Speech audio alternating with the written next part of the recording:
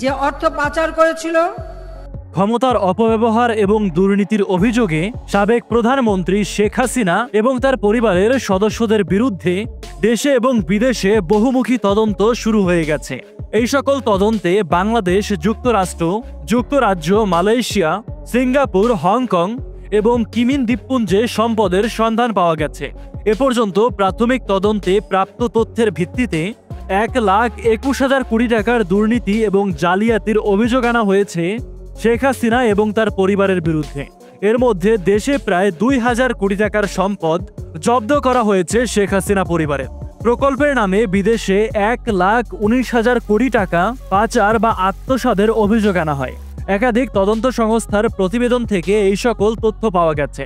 ছাত্র জনতার তীব্র আন্দোলনের মুখে গত বছরের 5ই আগস্ট পদত্যাগ করে দেশ ছেড়ে পালিয়ে যান সাবেক প্রধানমন্ত্রী ফ্যাসিস্ট শেখ হাসিনা।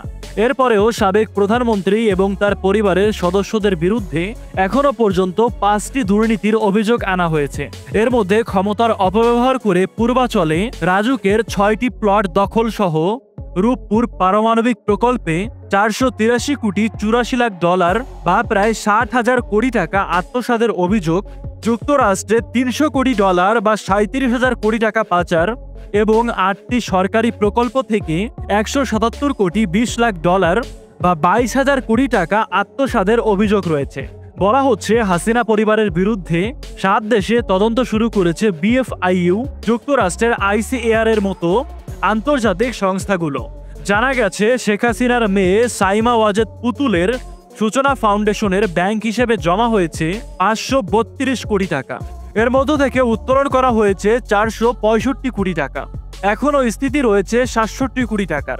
তো শেখ হাসিনা এবং তার পরিবারের বিরুদ্ধে যে এই 7 দেশে তদন্ত চলছে, এতে কি আদৌ তাদের কোনো বিচার হবে? কি মনে হয় আপনার? কমেন্টে লিখে জানাতে পারেন।